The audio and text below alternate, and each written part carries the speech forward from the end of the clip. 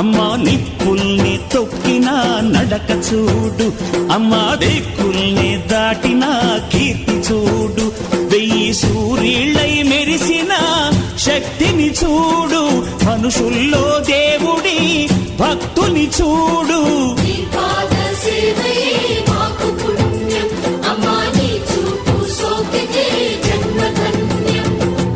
అమ్మా భవాని లోకాల నేలే ఓంకార రూపమమ్మా, తల్లిని మహిమల్ని చూపవమ్మా.